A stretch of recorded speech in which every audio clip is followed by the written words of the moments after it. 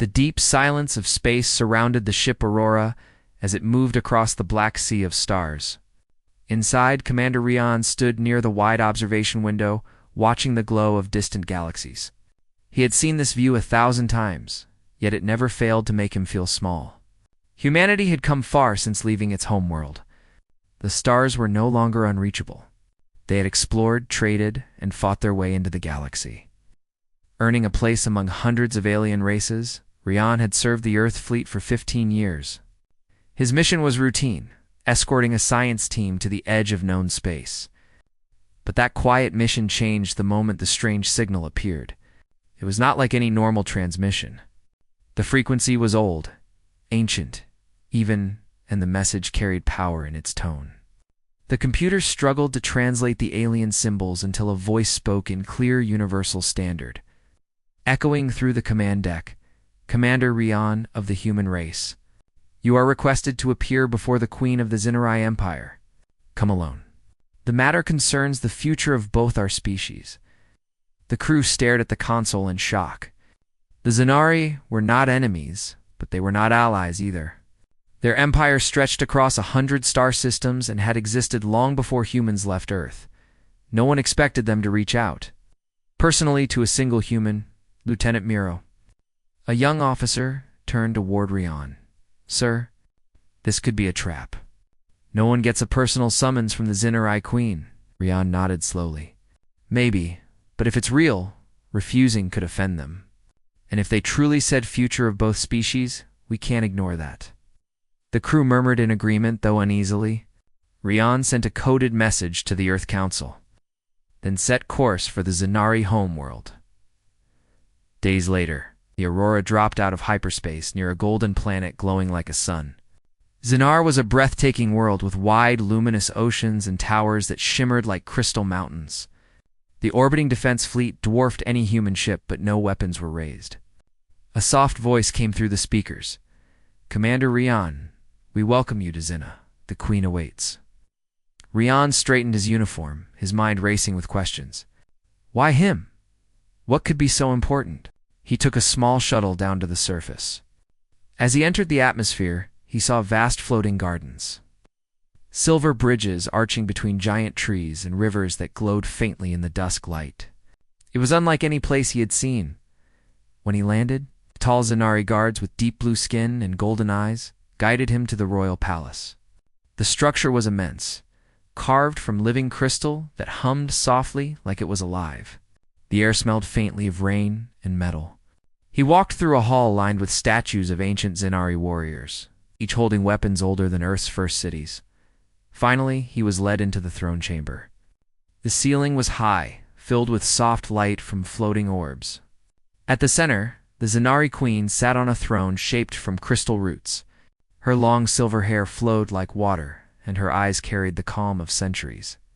Around her stood advisors and nobles who whispered as Rian approached. He bowed slightly, showing respect. "Your Majesty, I am Commander Rian of the Earth Fleet. Your message reached us. But I do not understand why you asked for me." The queen raised her hand and the hall fell silent. Her voice was soft but carried great weight. "Human, your people are new to the stars, yet your courage and adaptability have impressed even the oldest empires. I have watched your kind for many years. Now, my empire faces a problem that no science or weapon can solve." Rian listened carefully, unsure what she meant. The queen continued, her expression calm but sad. "Our people are losing their strength. The new generation of Zinari are weaker than before. Our long lives come with a price. Each century, our vitality fades. Our healers have searched for an answer, but they find none."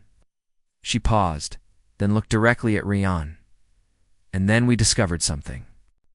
Human genetics contain a rare energy, something we do not possess, a will to survive, a power that grows under hardship. We call it the living flame." Rian frowned slightly. "You believe humans can help your people survive?" The queen nodded. "More than that. I believe your kind can restore us. I have one daughter, Princess Lyra, and she is the future of our line. I offer you a bond, a union between your kind and mine. Marry my daughter and give me strong grandchildren, human." The hall went silent. Even the air seemed to freeze. Rian blinked, unsure if he had heard correctly. "Your Majesty, forgive me, but this is unexpected. You ask for something that changes everything between our races." The Queen's eyes softened. "Yes, it will change everything. But perhaps that is what the galaxy needs. A new beginning, not born of conquest, but unity." Before Rian could speak again, another voice interrupted. It was sharper, younger, and proud. "Mother, this is madness." A tall figure stepped forward, the Princess Lyra. Her armor shimmered with silver scales. Her posture showed both grace and defiance. Her golden eyes studied Rian with curiosity and suspicion. "You would have me marry an off-world soldier? Someone who barely understands our ways?" The Queen turned to her daughter calmly. "You will learn that strength is not always born of tradition. Sometimes it is found in what is different." Lyra frowned, but stayed silent. Rian felt the tension between them like a storm waiting to break. He spoke carefully, trying to show respect. "Your Majesty, your offer honors me, but I am not a diplomat. I am a soldier. I do not make alliances for entire species." The Queen smiled faintly. "Perhaps that is why I chose you. Diplomats speak much but risk little. Soldiers act when others hesitate." The crowd murmured again. Rian could feel dozens of eyes watching him, judging him. He tried to find words, but before he could answer, the Queen stood from her throne. "You do not need to decide now. You will stay here as my guest. Learn about our people. Understand why I made this offer. Then you may answer." Guards guided Rian out of the hall to a guest chamber overlooking the shining city below. The view stretched for miles, towers rising through the clouds, airships gliding between spires, and the faint hum of life everywhere.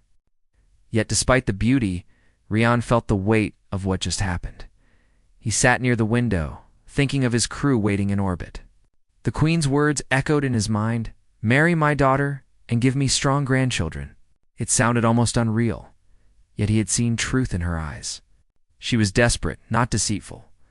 Later that night, he walked through the palace gardens. The air was cool, and the plants glowed softly under the moonlight.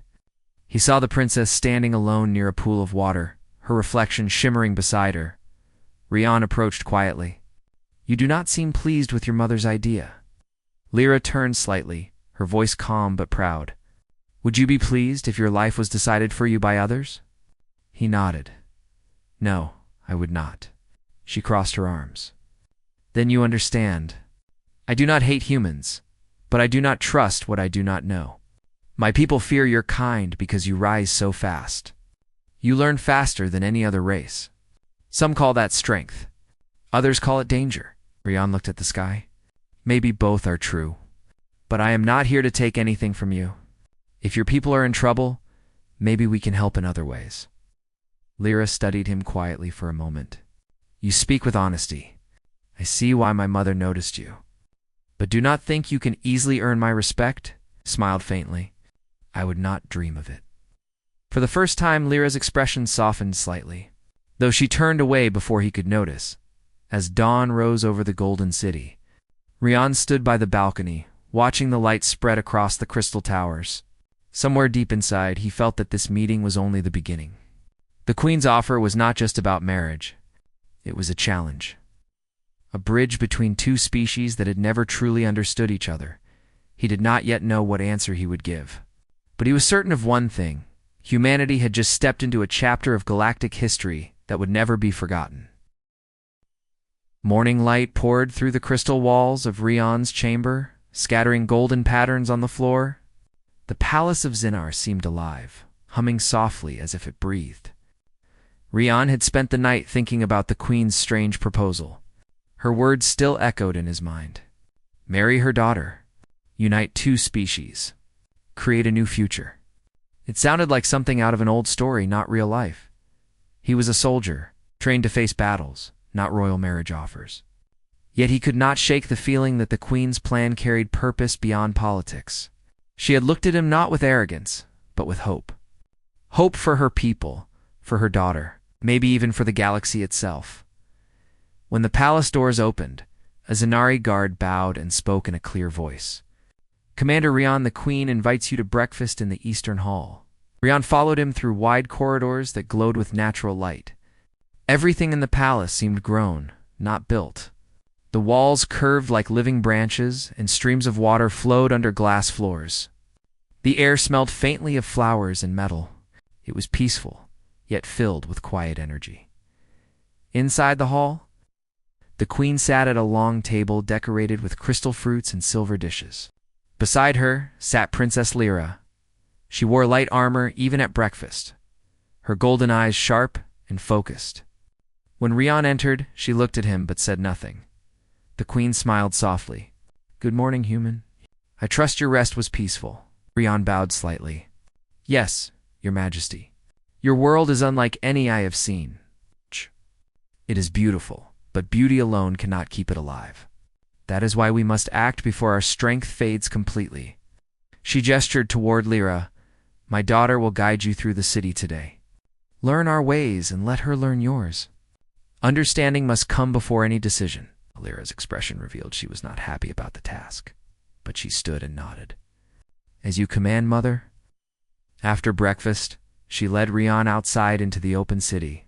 The capital stretched endlessly with shining towers, floating vehicles, and bridges that curved across the sky. Zenari of all ages moved with grace, their long robes flowing behind them. Yet when Rian looked closely, he saw what the Queen had described. Many young Zenari looked pale and fragile, walking slowly as if tired. Lyra noticed his gaze. "You see it now. Our strength is not what it once was." Rian nodded. "Your mother told me, but I still don't understand why it is happening." Lyra sighed. "We live long, Commander. Too long, perhaps. Each generation grows weaker because our bodies no longer face true challenge. We built machines to protect us from danger, and in doing so, we lost the need to fight for survival. That is our curse." They reached a great plaza where young Zenari trained with glowing staffs. Their movements were graceful but slow. Lyra watched them with sadness. "Once, our warriors could fight for hours without rest. Now, even these students tire quickly." Rian studied the training field. "On Earth, our people grow stronger through struggle. We were forced to survive on a harsh planet filled with storms and wars. It was never easy, but it made us what we are." Lyra looked at him thoughtfully. "That is what the Queen calls the living flame. The strength born from hardship. It is rare among ancient species. Humans still carry it." They continued walking toward the outer district where scientists worked in tall, transparent towers. Inside, they saw chambers filled with glowing machines and floating crystals. Lyra explained that the Zenari had spent centuries trying to repair their own genetics. But nothing worked. Rian listened carefully. "Your people seem to have everything. Knowledge, technology, beauty, but sometimes what is missing is not something you can build." Lyra turned toward him, a little surprised by his calm tone. "You speak with honesty. I respect that. Many would flatter us instead." He smiled faintly. "I am not good at flattery." For the first time, Lyra allowed a small smile. "I see that. Spent the day moving through gardens and learning halls." Lyra explained their history, how the Zenari once conquered half the galaxy before choosing peace. They had outgrown war, but perhaps in doing so, they had also lost the will that made them strong. By evening, they stood on a high balcony overlooking the glowing ocean. The twin moons rose together, painting the sky in silver light. Lyra rested her hands on the railing, her voice softer than before. "When I was young, my mother told me stories of the old Zenari. She said they could run across deserts and climb mountains that touched the clouds. I wanted to be like them. But when I trained, I realized I could never match the warriors of the past. My strength was less. My endurance faded quickly." Rian listened quietly. "Maybe your people do not need to return to the past. Maybe you need to find a new kind of strength." Lyra looked at him curiously. "And what kind would that be?" "The kind that adapts. Humans were weak once too, but we learned to change. When we faced hunger, we farmed. When we faced enemies, we united. We never stopped growing because we never stopped struggling." She thought about his words. Perhaps that is why my mother believes humans are the key. Your fire burns brighter when tested. Rian looked out at the ocean. Fire only grows when it has something to fight against. Maybe your people just need to remember what it means to fight again. Before she could answer, a deep sound echoed from the horizon. The sky darkened slightly, and bright streaks of light crossed the clouds. Lyra raised her wrist communicator. Guard post. Report. Calm voice replied. All clear, princess? A passing storm in the upper atmosphere? The sound faded, and the light vanished. Rian looked at her with a half smile.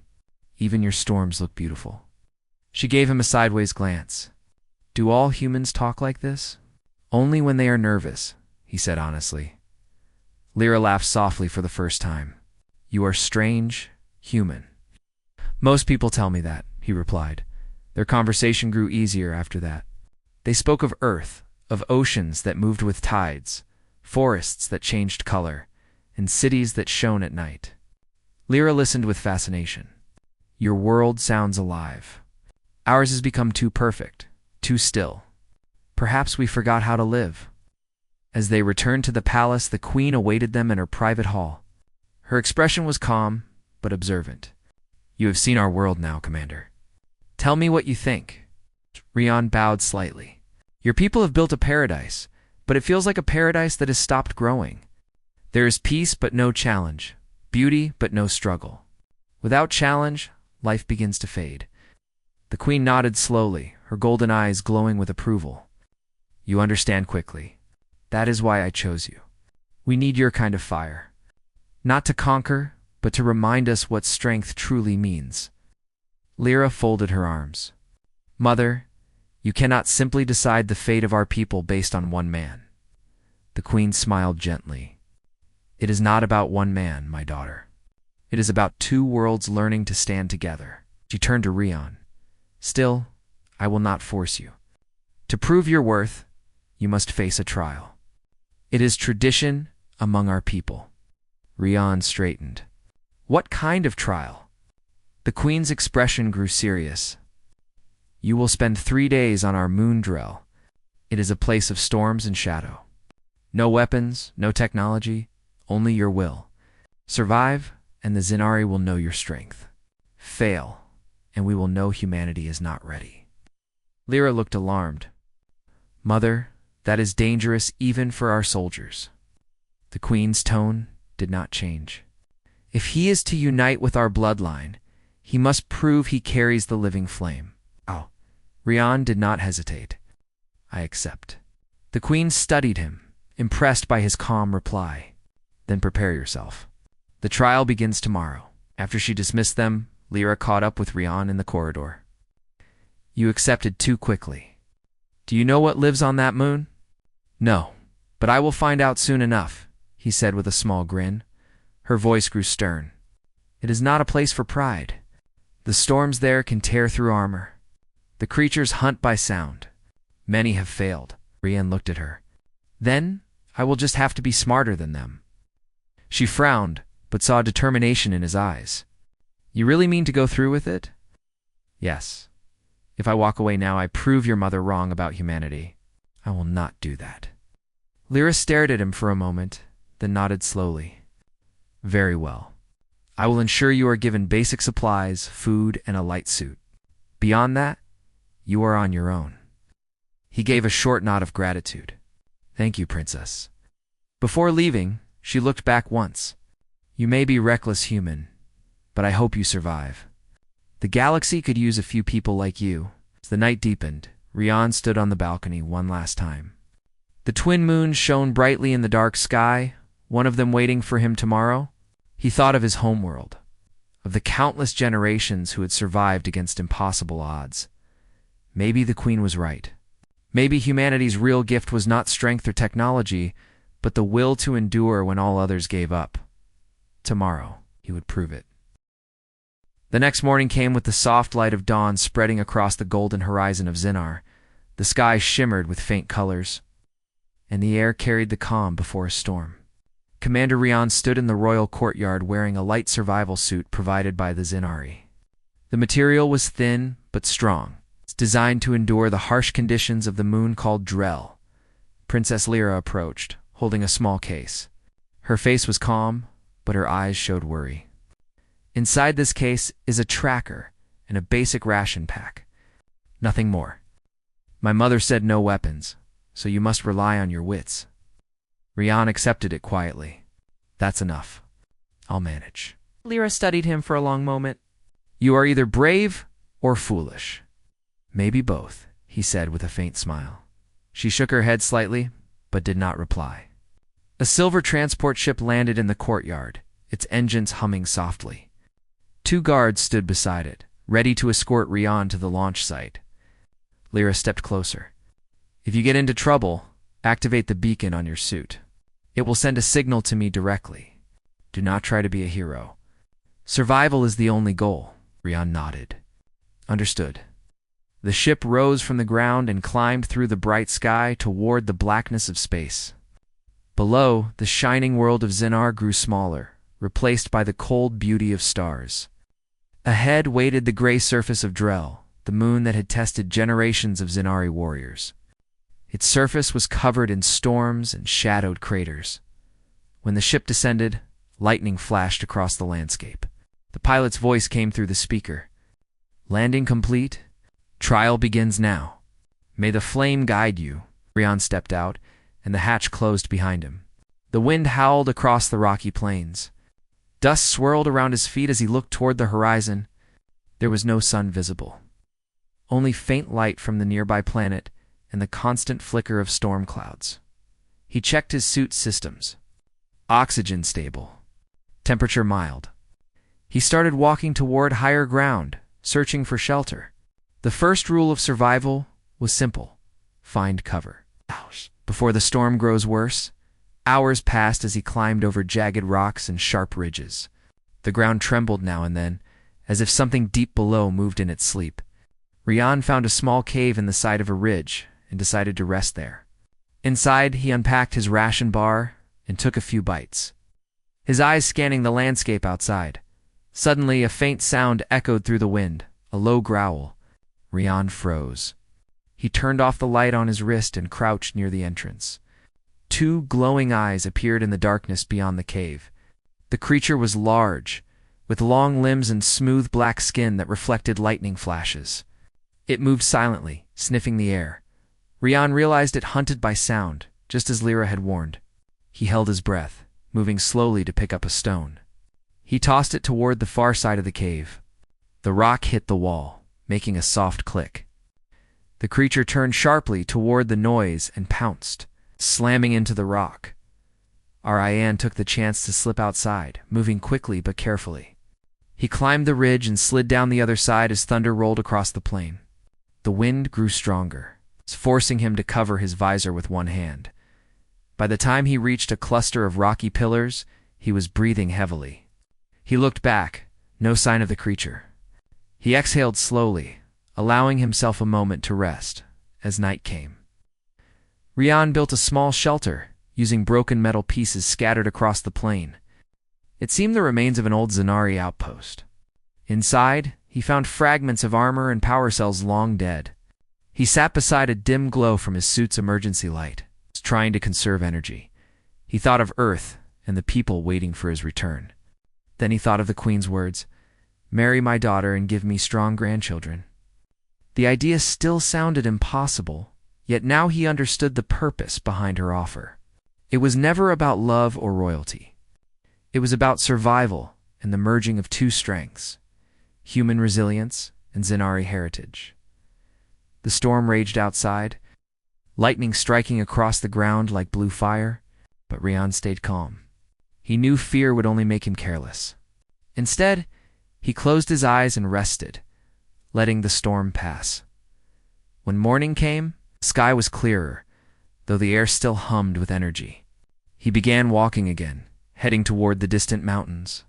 His goal was simple: survive 3 days and return alive. By midday, he found a narrow canyon filled with mist. It looked dangerous, but it offered a path forward. As he moved through it, he noticed strange patterns glowing on the canyon walls. The symbols were Xenari script, carved long ago. They told stories of warriors who came here to test their will. Many never returned, but those who did were said to carry the true flame. Rian touched one of the glowing symbols and whispered softly, "Let's see if humans can earn that too." Continued deeper until he heard movement above. Rocks fell as something large crawled across the canyon walls. He pressed his back against the stone, scanning the shadows. A shadow leaped from above, landing just in front of him. It was another creature, larger than the one before, its claws scraping the ground. Rian had no weapon, but he had an idea. He grabbed a piece of broken metal from the ground and struck it against a rock. The sound echoed sharply. The creature flinched, turning its head toward the noise. Rian used that second to throw another piece behind it, creating confusion. Then he sprinted toward a narrow gap in the rocks and squeezed through. The creature roared in frustration but could not follow. He emerged on the other side, breathing heavily but alive. The gap led to a wide plain under open sky. For the first time, he saw the full beauty of Drell, vast fields of silver, dust, and dark. Mountains that glowed faintly under the light of Zinar above. It was harsh, but beautiful, alive with silent power. Far above, hidden in an observation vessel, Lyra watched his progress through a viewing screen. She had convinced her mother to let her monitor the trial from orbit. As she watched him move across the plain, she could not help but admire his persistence. He did not give up, even when faced with things that would terrify most beings. One of the guards beside her spoke. "He has survived longer than expected, Princess." "Most of our own failed within one day," Lyra nodded slowly. "He does not rely on strength alone. He thinks he adapts. That is what makes him dangerous and remarkable." Back on the moon, the second day passed with Rian building a signal marker from the old outpost debris. He marked his location and recorded short logs on his suit. His voice was tired but steady. Day 2. Food running low. Energy stable. Weather unpredictable. Still alive? That night, the storm returned. It was stronger this time. The wind roared like a living beast, and lightning struck the ground near his shelter. Rian held on tightly, shielding himself from the flying debris. The noise was deafening, but he refused to panic. When the storm finally ended, he stepped outside and looked at the sky filled with stars. He smiled faintly. "You'll have to do better than that." On the third day, he made his way toward the beacon tower that marked the extraction point. His legs ached, his suit was damaged, but he kept moving. The closer he got, the more the ground trembled. He realized another creature followed him, the largest one yet. He ran toward a broken pillar, climbed it, and waited. The creature appeared below, massive and dark, its eyes glowing blue. Rian picked up a sharp metal rod and studied the movement of the beast. When it looked up, he jumped, driving the rod into the ground beside its head. The sound cracked like thunder, confusing the creature. It slammed into the pillar, breaking it apart. Rian rolled across the ground, bruised but alive. He used the falling debris as cover and sprinted toward the beacon. His suit's oxygen warning blinked red, but he pressed the activation switch. A bright beam shot into the sky. Moments later, a transport descended, its engines scattering the dust. The hatch opened, and Lyra stood there, her face filled with relief. "You did it, human. You actually survived." Rian climbed aboard, exhausted but smiling. "Told you I would." When they returned to the palace, the queen awaited them. The hall was filled with nobles and guards. Rian walked forward slowly, his suit torn and his face marked with dust. But his eyes burned with quiet determination. The queen stood from her throne. "You have proven what I hoped was true. The living flame burns bright in your kind. You have survived not through strength, but through spirit and courage." She turned to her people. "Let all who witness this remember. Humanity carries the spark our empire has forgotten. We must learn from them if we wish to rise again." Lyra looked at Rian with newfound respect. Her proud expression softened. "Perhaps my mother was right. There is something in you that cannot be measured by power or age." Rian bowed slightly. "I only did what I had to," the queen smiled. "That is what makes you human." As the crowd cheered, Rian stood quietly beside Lyra. For the first time, she smiled openly at him. "Maybe human? You are not so strange after all." Rian looked back at her, his voice steady. "Maybe we are both a little strange. And maybe that's exactly what the galaxy needs." The Queen watched them both, her eyes filled with pride and hope. The trial had ended, but a new chapter for both their worlds had just begun. The days after Rian's return from the moon were filled with joy and admiration across the Zenari capital. The people had seen what a human could do when faced with danger and impossible odds. To them, Rian was more than an outsider now. He was proof that courage and will could surpass the limits of power and bloodline. The Queen held a grand gathering in his honor. Lyra stood beside him, wearing her warrior's armor with a silver sash, the mark of someone chosen by the royal house. Rian bowed before the Queen, humble as ever, but the people's cheers made him realize that his life was now deeply tied to this world. Still, not everyone was happy with this new bond. In the dark chambers beneath the royal palace, the Zenari High Council held a secret meeting. There were 7 of them, old and proud, wearing dark cloaks that shimmered faintly under the blue lights. Their leader, Counselor Varin, spoke in a low voice filled with bitterness. He said that the Queen had lost her judgment. To him, trusting a human was madness. He believed that if Zinar's royal blood mixed with human genes, their empire's purity would fade. The others agreed with his words. They saw Rian as a threat to their control. Varin's plan was simple and cruel. He would turn the Queen's people against her by creating chaos between Earth and Zinar. He wanted the fleets of both sides to fight, to make Rian look like a spy. Then, when fear filled the air, the council would take power and declare that the Queen was unfit to rule. In the shadows of the hall, his followers bowed their heads and began to work on his orders. The next morning, Han woke early in the guest wing of the palace. He walked to the balcony and looked at the horizon. The sky was filled with 2 rising suns, one golden and one pale blue. It was beautiful and strange at the same time. Lyra joined him quietly, holding 2 cups of warm nectar, a Zenari drink that tasted like honey. She smiled softly and said that her mother was proud of him. Rian smiled back, but confessed that he still felt uneasy. He said something in the palace had changed. The air felt heavier, and the guards were watching him differently. Lyra frowned and told him not to worry. But deep inside, she too sensed that something was wrong. She promised to keep an eye on the council and left to speak with her mother that same day. The Queen was meeting her advisors in the main hall. She was preparing for the next step of the alliance. A formal agreement with Earth. Suddenly, one of her officers entered with urgent news. A Zenari defense drone had fired upon an Earth fleet vessel in orbit. The shot had missed, but it was enough to cause panic. The communication lines were filled with angry voices demanding answers. The Queen's calm eyes hardened. She ordered an immediate investigation. Moments later, another explosion echoed in the sky. The palace trembled. The defense network had gone rogue. Thousands of automated drones began to target Earth ships as if they were enemies. On the monitors, bright flashes of energy filled space. The Queen's heart sank.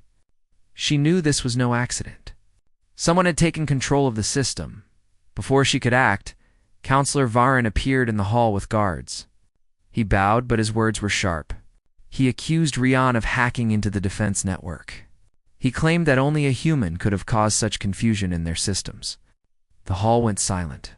Rian entered just then, unaware of what had happened, and was met with dozens of weapons pointed at him. The Queen shouted for calm. The council demanded that Rian be arrested for treason.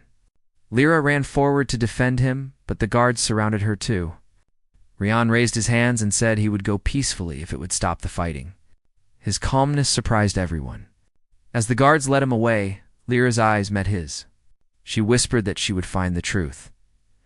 Rian was locked inside a crystal cell deep beneath the palace. The walls shimmered faintly, reflecting his face in dozens of glowing fragments. He sat down quietly, trying to understand what had gone wrong. He knew he had no way to contact his ship or his crew. Everything he had worked for seemed lost, but his spirit did not break. He knew there had to be a reason behind the attack. Meanwhile, Lyra sneaked into the Council's restricted archives. Using her royal access, she entered the hidden network. What she found made her blood freeze. There were secret orders signed by Councillor Veron, instructing the activation of the old drones and the creation of false data linking Rion's signal to the attack. It was all a trap. She downloaded the evidence and rushed to her mother's chamber. But before she reached the door, soldiers appeared in the corridor. They had been waiting for her. She fought them with her spear, moving with speed and strength, but there were too many. One of the guards shouted that she was betraying the council. She escaped through a narrow passage, bleeding from her shoulder, but alive. She ran straight to the dungeon where Rion was held. Inside the cell, Rion heard the sound of footsteps and a code being entered. The door opened and Lyra stepped in, her face pale but determined. She told him everything in quick words. Rion listened carefully and said they had to stop the drones before they destroyed both fleets. Lyra nodded and handed him a small control pad she had stolen from the guards. Together, they escaped through the maintenance tunnels that led to the hangar. Outside, chaos filled the sky. The horizon was burning with falling ships. Rian and Lyra boarded a small Zinari fighter. Lyra took the controls while Rian worked on connecting to the drone command signal. The air was full of electric storms from the defense network. Rian used his human understanding of adaptive coding to override the system. His fingers moved fast as he redirected commands. Varen appeared on the communication screen, shouting that they would both be destroyed for their betrayal. Rian ignored him and continued working. Lyra pushed the fighter through debris and laser fire. The control screen flashed red as enemy drones locked onto them. Rian finally cracked the main code and shouted that he could shut them down, but only if they stayed close to the main command satellite. Lyra pushed the engines to full power, diving straight into the swarm. The drones surrounded them, firing bright beams. Lyra spun the fighter, dodging each shot with skill. One hit grazed their wings, sending sparks across the cabin. Rian gritted his teeth and activated the final override. The satellite glowed brightly, and one by one the drones went dark. The battlefield fell silent. They returned to the planet as heroes, though their ship was almost falling apart. The people cheered when they saw that Rian and Lyra had saved both worlds. The Queen stood waiting at the landing bay, her eyes shining with pride and relief. She ordered that Councillor Varen and his followers be arrested for treason. That night, Great Assembly was held in the Royal Hall. The Queen stood before the people and spoke with a strong voice. She said that trust between species could not be broken by fear. She praised Rian for his courage and Lyra for her loyalty. The crowd erupted in cheers. Even the oldest of the Zinari bowed their heads in respect. Rian, however, stayed quiet. When the Queen approached him, he said he did not fight for glory, but for peace. The Queen smiled gently and said that was why humanity was precious. She told him that their true strength was not in power, but in heart. As the stars shone above the palace, Rian and Lyra stood on the balcony once again. The sky was calm now, filled with peace after chaos. Lyra turned to him and said that she never believed a human could change her world. Rian smiled softly and said that maybe they changed each other. She looked at him for a long moment, then said that the Queen still wanted her promise fulfilled. Rian laughed lightly and replied that this time he would not say no. In the shadows below, the people of Zinar celebrated, unaware that they had just witnessed the first true alliance between two great species. The Queen watched from her throne, her heart full of hope. She whispered to herself that maybe, at last, the future would belong to both human and Zinari children who would carry the strength of two worlds. The fires of war had been turned into the light of unity. The betrayal of the council was over. From its ashes rose a new bond, stronger than any weapon. The night ended with peace across the stars. The days that followed the council's downfall were calm but filled with change. For the first time in centuries, the Zinari Empire was free from inner corruption. The Queen restored peace and balance to her world. The defense network was rebuilt, and the skies that had once burned with fire now shimmered with silver light. People returned to their lives, and laughter filled the streets once again. The name Rian was spoken with respect wherever one went. He was not called an outsider anymore. To the Scinari, he was the human who saved two worlds from destruction. Rian still found it difficult to accept such honor. He preferred to stay busy helping with the reconstruction efforts. He worked alongside Scinari engineers, repairing drones and teaching them new human methods of energy control. Lyra often joined him. Her armor now replaced with lighter clothing that showed she was no longer just a warrior, but also a leader. Together, they made a strong team. They spoke less of titles and more of what lay ahead. One evening, the queen summoned both Rian and Lyra to the royal garden.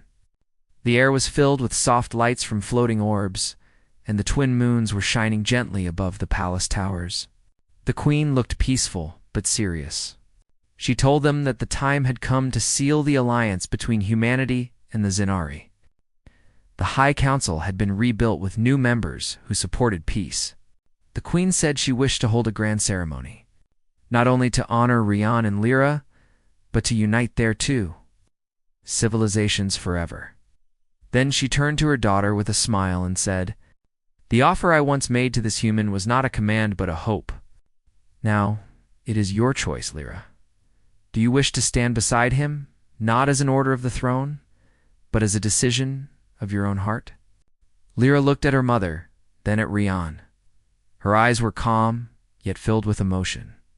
She said she had seen many things in her life, but none had moved her as deeply as Rian's courage and kindness. She said that when she looked at him, she saw both strength and gentleness, and that was something rare even among her people. Rian's voice was quiet as he said he had never planned his journey to end like this, but if it meant a better future for both worlds, then he would stand by her side with honor. The queen smiled warmly and said the ceremony would take place beneath the crystal dome, where the light of both suns met. She declared that this would be the first true joining of two races, a promise of peace that would last through the ages. Days passed in preparation. The palace glowed with new energy.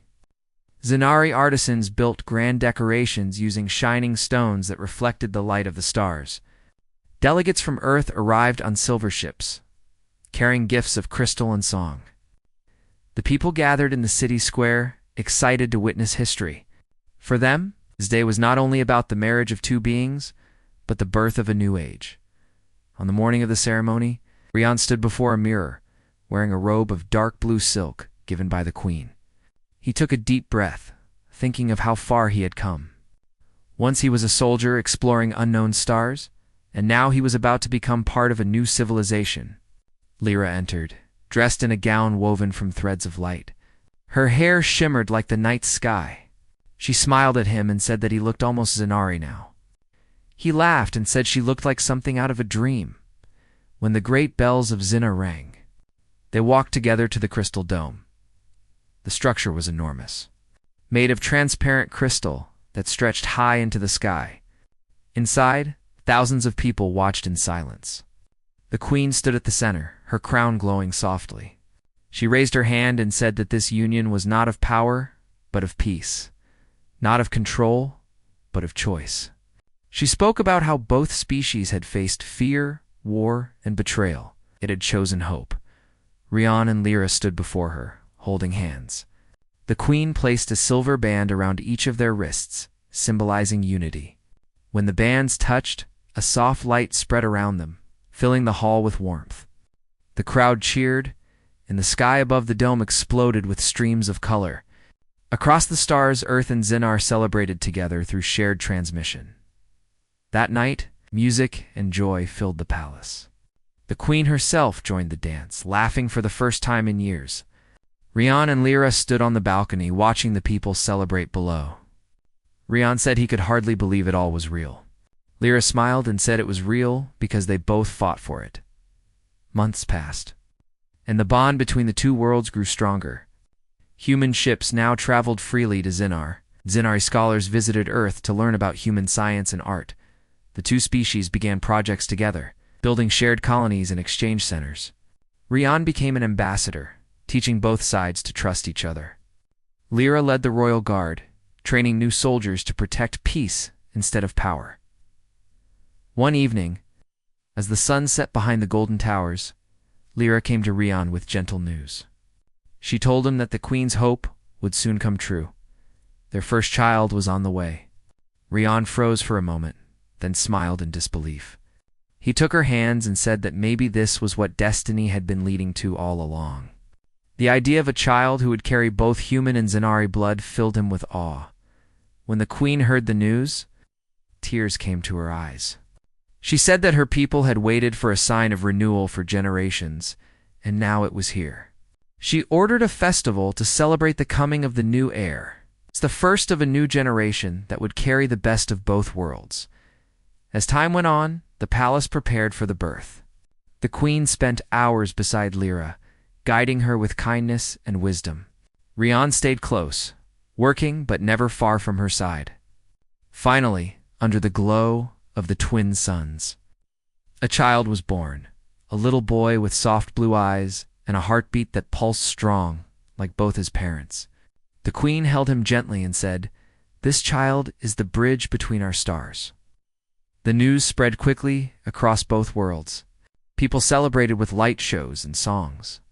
Children of Earth and Zinar danced together in the streets. The image of the newborn child became a symbol of unity. He was named Aaron, a name chosen from both languages, meaning hope that travels through time. Years passed peacefully. Under the rule of the queen, and later with Lyra and Rian guiding both worlds, the galaxy entered a new golden age. Trade and knowledge flowed freely. No wars came again between the two races. Instead, they built great cities together on distant moons. They created schools where children of both species learned side by side. Aaron grew quickly, curious and strong.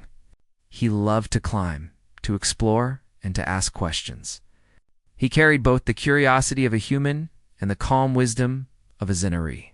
Whenever he ran through the palace halls, everyone smiled. Rian often said that he was living proof that two hearts from different worlds could beat as one. One evening, Rian and Lyra stood again on the same balcony where they had first spoken after the great battle. Below them, the city glowed with life. The stars stretched endlessly above. Rian placed his arm around Lyra's shoulders and said that everything they went through, the danger, the pain, the choices, had all been worth it. Lyra smiled and said that her mother's words had come true after all. She looked at Aaron playing in the garden below and said, "Those are the strong grandchildren she dreamed of." The queen, now older but still wise, joined them quietly. She watched the boy run and laughed softly. She said she had always believed that strength was not in pure power, but in connection. She looked at Rian and said that humanity had given her people a new soul. The three stood together as the stars began to brighten. The queen told Rian that the universe would always remember the human who came as a stranger and became family. Rian bowed deeply and said that he was honored to have been part of her world. Later that night, when the celebrations ended and silence returned, Rian walked out into the garden. He looked at the sky filled with countless stars. He thought about Earth, about Zinar, and about how both worlds had been forever changed by a single decision, an offer that once sounded strange but had turned into destiny. He whispered softly to himself that humanity's true power was never in weapons or ships. It was in the ability to connect, to build, and to care. And as the stars reflected in his eyes, he knew that the story of humans and Zenari had only just begun. Above the palace, the light of both suns rose again, shining upon a galaxy united by hope. The queen's wish had come true. Humanity and Zinar now walked side by side, their future bright and endless.